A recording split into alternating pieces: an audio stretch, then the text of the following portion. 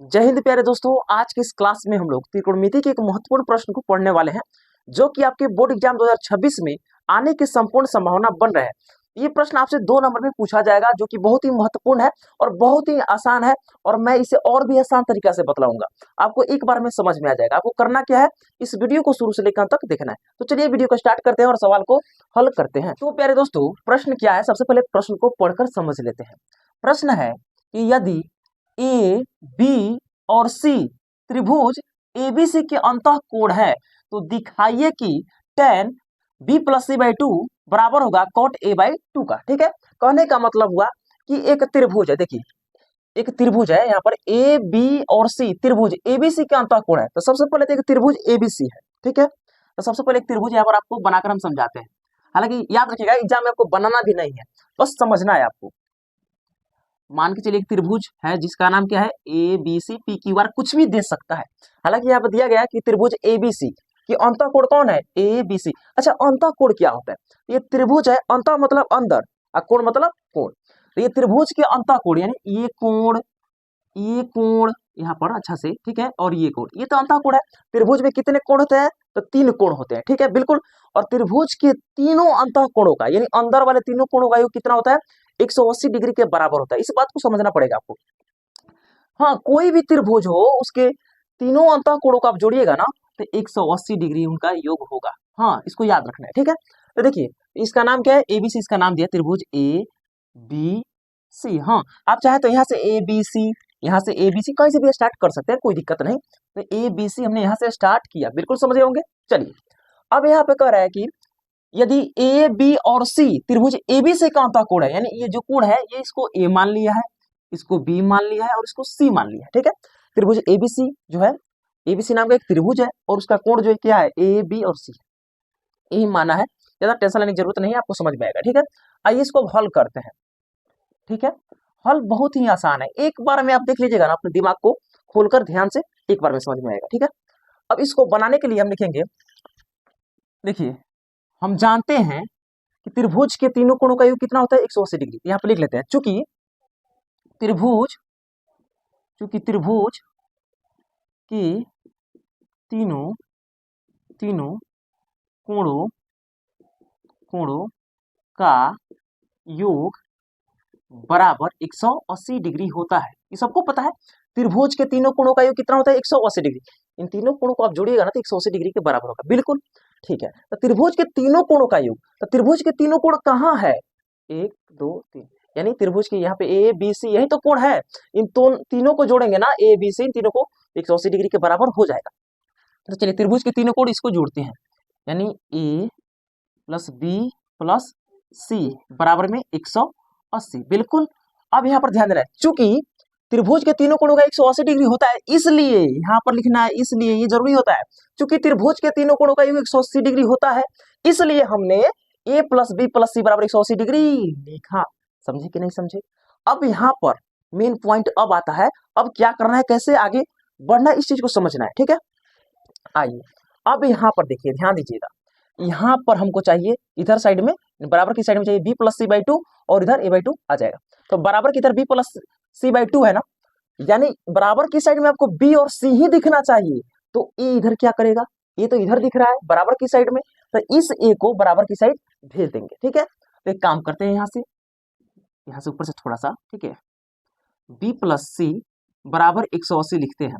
ये प्लस का ए बराबर के उधर भेज देते हैं तो माइनस का ए हो जाएगा। अच्छा, आप पूछिए काहे भेजे हैं? देखिए बराबर की इधर बी और सी ही तो दिख रहा है, तो बराबर की इधर बी और सी ही होना चाहिए।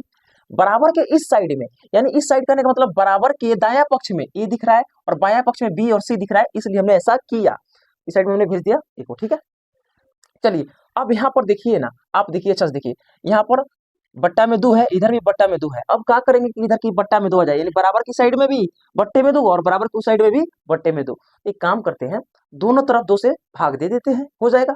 तो यहाँ पर लिखेंगे दोनों तरफ दोनों तरफ तरफ 2 से भाग करने पर या देने पर, भाग देने पर लिख लीजिए, अच्छा लगे तो करने पर लिख लीजिए।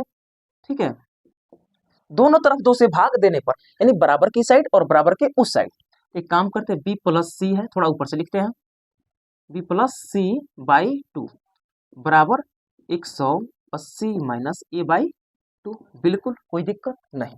देखिए तो बराबर की साइड इतना आ गया कि नहीं आ गया, इधर कहेंगे इधर नहीं आया, अरे तो आएगा, वही तो हम लोग काम कर रहे हैं। एक एक स्टेप को समझिए, इतना हमने ला लिया कि नहीं ला लिया, बस इसमें थोड़ा सा कुछ कर रहे हैं तो ध्यान देना है, ठीक है।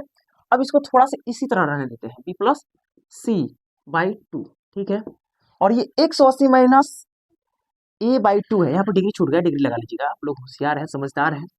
देखिए ये जो टू है ना, 180 के भी बट्टा में दो है और ए के भी बट्टा में दो है, तो इसको आप चाहे तो ऐसे लिख सकते हैं, 180 डिग्री बट्टा दो माइनस ए बाई टू। हाँ, अगर आप एलसीएम लेंगे इनका ना तो इतना ही पड़ता आ जाएगा, तो इसलिए अगर ऐसा है तो हम ऐसे करके लिख सकते हैं, यानी 180 के बट्टा में भी दो माइनस लगा के ए बाई टू, यानी जो दो है 180 का भी बट्टा में है और ए का भी बट्टा में, ठीक है।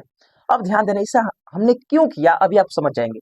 इसको लिखते हैं B plus C by two बराबर, दो से 180 कट जाएगा, 90 बार में दो नवा 18 हो गया, और ये जो है लगा देंगे, यानी यहाँ पर हम लिख सकते हैं 90 degree minus A by two. बिल्कुल बिल्कुल लिख सकते हैं, कोई दिक्कत, कोई कंफ्यूजन, कोई परेशानी नहीं। अब आइए, अब इधर तो टेन है, इधर कॉट है, कैसे होगा, यही तो हम लोग कर रहे हैं। तो एक काम करते हैं, इधर टेन चाहिए और इधर कॉट चाहिए, तो एक काम करते हैं, हम लोग इधर से सुधारते गए हैं, तो एक काम करते हैं, इस साइड में 10 से भी गुना कर देते हैं और इस साइड भी 10 से। हाँ, एक बात याद रखना है, इस साइड में जिस चीज से गुना होगा उसी चीज से इस साइड में गुना होगा, इस साइड में जिस चीज से आप भाग देंगे इस साइड में भी उसी चीज से भाग देना पड़ेगा, दोनों पक्ष में समान क्रिया करना होता है, ठीक है। तो एक काम करते हैं, 10 से दोनों तरफ गुना करने पर, ठीक है, इधर लिख देते हैं 10 से दोनों तरफ गुणा करने पर, गुणा करने पर, इतना तो आप समझ पाए होंगे लोग, ठीक है। नीचे शायद लगता नहीं है कि दिखाई देगा कि साइड में ही बनाए थे, पता नहीं नीचे दिखाई देगा कि नहीं दिखाई देगा, एक मिनट देखते हैं। नीचे थोड़ा सा दिखाई देगा देगा इसके बाद इधर चलते हैं, ठीक है। थोड़ा सा स्पेस बचा हुआ है यहाँ तक, ठीक है। 10 से दोनों तरफ गुणा करने पर, 10 से इस साइड में भी 10 से इस साइड में, एक काम करते हैं 10 से इधर कर देते हैं 10, और यहाँ पर B plus C by two हो जाएगा। देखिए पहले से भी प्लस सी बाई टू था, 10 से हमने गुना किया इसलिए इसको ब्रैकेट में बंद कर दिया, बराबर 10 से इधर भी गुना करना है तो 10 लगा देते हैं, 10 90 डिग्री माइनस ए बाई, बिल्कुल। अब आइए देखिए, तो बराबर की साइड में क्या था, 10 B plus C by two, इतना आ गया कि नहीं आ गया।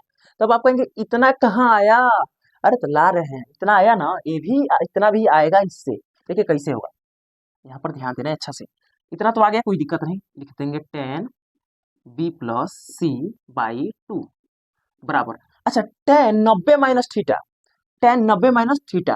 देखिए ए बाई टू जो है ना थीटा का काम कर रहा है, आपको एक फॉर्मूला याद होगा, यहाँ पर लिखते हैं, हाँ यहाँ पर लिख देते हैं, यहाँ पर कि 10 90 डिग्री माइनस थीटा बराबर में क्या होता है, यहाँ पर लिख देते हैं कॉट थीटा होता है। कैसे होता है, 10 90 माइनस थीटा कॉट थीटा, तो 10 90 में जब थीटा को घटाएंगे तो क्या होता है कॉट, और थीटा यहाँ पर जो रहता है वही तो यहाँ पर आ जाता है ना, तो उसी तरह यहाँ पर 10 90 माइनस थीटा का काम क्या कर रहा है, ए बाई टू, तो 10 90 माइनस थीटा क्या हो जाएगा कॉट, और थीटा की जगह क्या है ए बाई टू, यहाँ पर हो जाएगा ए बाई टू। देखिए तो इतना आगे कि नहीं आ गया, देखिए अच्छा से, बस हो गया, बिल्कुल हाँ हो गया। इसको यहाँ पर क्या लिख देंगे, प्रूफ, PROVED, प्रूफ, बस इतना काम तो था। उम्मीद करता हूँ कि आप इस चीज को समझे होंगे। इसी तरह आप समझना चाहते हैं, पढ़ना चाहते हैं, तो आप हमसे अवश्य जुड़िए। फिर मिलते हैं एक नई वीडियो के साथ, तब तक के लिए जय हिंद, वंदे मातरम।